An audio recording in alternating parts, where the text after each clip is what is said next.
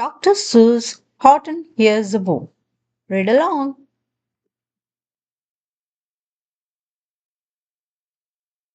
In the jungle of Nool, near the Glowbug Lagoon, in the hush of the night, beneath the October moon, he was counting the stars.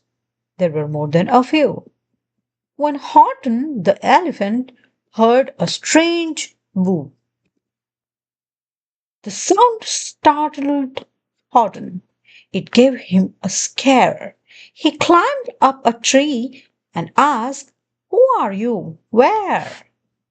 Then his friend Kangaroo came hopping along. "Well, hello up there, Horton. Is anything wrong?" And the young kangaroo in her pouch said, "Absurd." When Horton explained what it was he heard, then it happened again.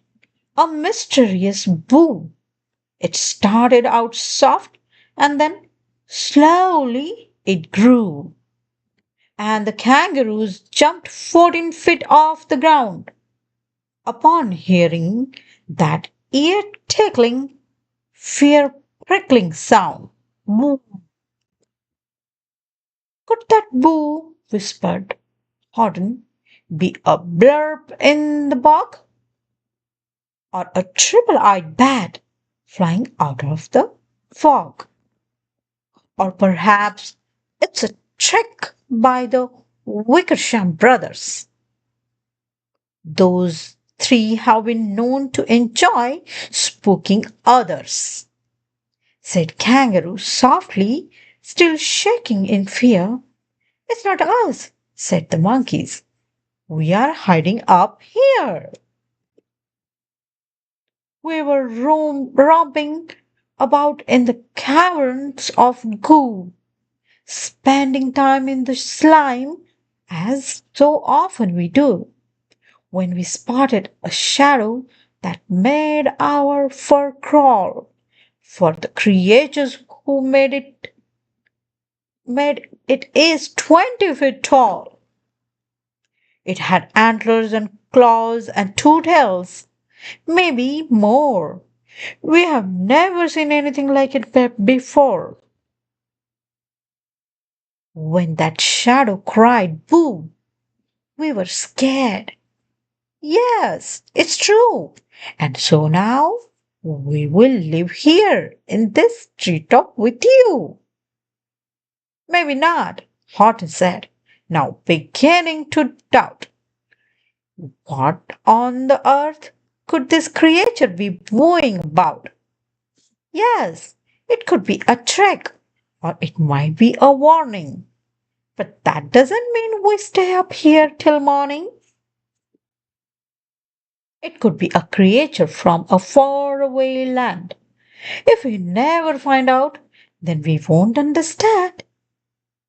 Horton climbed down the tree and tiptoed to the cave, and his friends followed suit, trying hard to be brave. Then a sound echoed forth from the caverns of goo, and the sound wasn't small, but a big booming boo. The young kangaroo quickly covered his ears, hugging Horton so tightly it brought him to tears. It's not nice to say boo. You ought to remind him, the monkeys told Horton while they hid behind him. Horton opened his ears, which were big and quite keen, and the noise that he heard wasn't spooky or mean. Yes, he heard the word boo. That was perfectly true. But he listened some more and he heard a boo hoo. It was a lost little who, so incredibly small, without help from a lens, you would not see them at all, and they clung to the leaf of basil nut flower, a plant which to them seemed as tall as a tower. My goodness, said Horton. What's wrong, little one? Crying all by yourself doesn't seem like much fun. We all thought your boos were intended to scare us. But now that we have found you, we feel quite embarrassed. Horton's friends gathered round, all looking astounded and also relieved that their fears were unfounded. Had they been so afraid of a small little hole? Why? How can we help? Asked the young kangaroo. Will you carry me home? The who asked, pretty please. I was whooshed from my house by a mouse with a sneeze. Then a breeze made it worse, and the wind sent me flying. I crashed and landed here, and I haven't stopped crying. If you bring me back home, my boo-hooing is over. Some things may sound spooky the first time you hear them, but that doesn't mean you continue to fear them.